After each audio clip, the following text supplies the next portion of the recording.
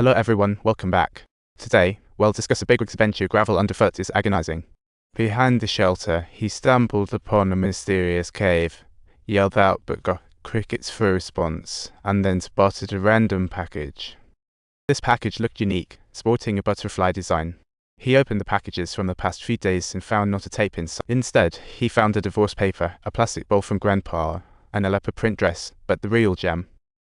While unwrapping the last parcel, he was drawn to deliver on time worldwide, Zack's logistics mantra, and chose not to open it. He chose to cherish it as a war memory, planning to climb the island's peak next day for a sliver of hope, learning from past lessons. He decided to DIY some foot armor, chopping up his pants, tying them on with rope, and stuffing in some leaves. Fashion on a budget. With a sock on the right, he was ready for action, strutting into the island center like he owned the place after a self-imposed struggle. Finally, at the summit, he peered down cautiously, but found no treasure. He turned to see help on the beach. Spotting a ghost town floating on the water made his eyes sparkle, rushing to shore with a fluttering heart only to face a harsh reality check. Flipping over the ghost town revealed no signs of life. He dragged it to shore huffing and puffing. He found a functioning flashlight and a pair of ill-fitting shoes in the body, and discovered a wallet in the pocket.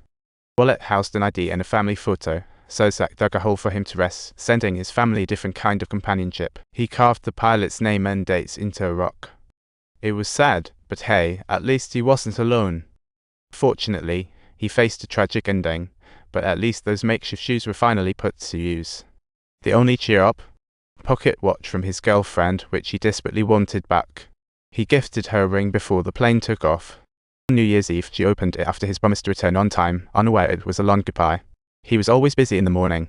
Every second counted as he gathered nature's gifts with coconut shells in hand, diving into action under the sun's gaze.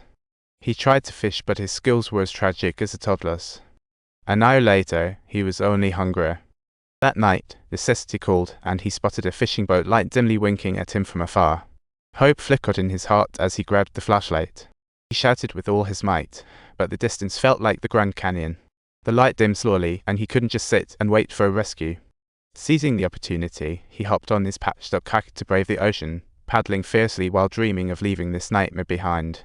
But the waves churned taller ahead, and he boldly decided to face them, only for the sea to reveal his limitations.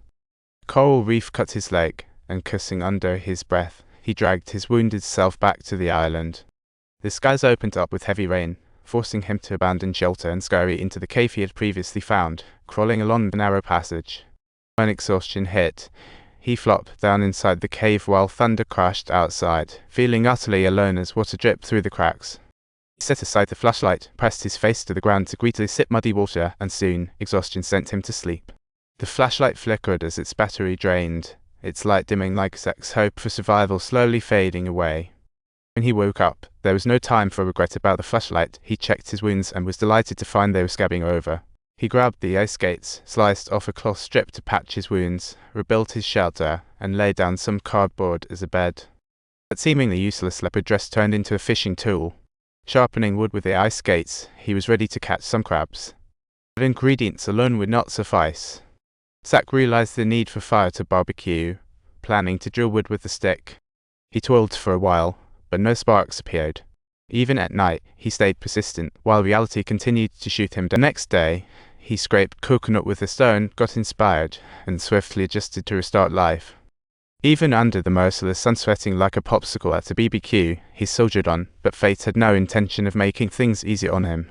Suddenly, Zack made a blunder, blood oozing from his palm as he screamed and vented his frustrations onto his surroundings. Despite the heart-wrenching journey, life must roll on. He picked up the ball head accidentally whacked away and drew a smiley face with the sweat towel. That's one way to console himself. He put the ball on a stake, so it could watch over him. From then on, the ball became his best friend. He kept trying to light a fire while having a solitary chat with it. Surprise, surprise! The dry twigs began to flicker with sparks, and with a puff, the flames danced like wild. But the twigs cracked, causing friction with the stick, and sparking what might be a bonfire gone rogue. Upon realizing the cause of the fire, he swiftly rectified it by digging a big pit to allow airflow. After relentless attempts, the twigs surely didn't let him down, and he excitedly exclaimed, "I did it." The fire, at last, the sweet flame of hope, ignited. Zack trailed joyfully, feeling the warmth of this late fire as if it injected him with a shot of adrenaline. What hardship anyway? Finally eating his first warm meal on the island, the delicious crab legs tasted like a feast. Zack named the bull Wilson, regaling it with tales of his drift. He calculated his chances of rescue were slim 1 in 10,000, and oh boy, the toothache joined the party after a month of neglect. As time ticked by, his teeth formed cysts, leading to dreaded consequences. Don't forget to give a like and subscribe, otherwise you'll keep facing this tough journey.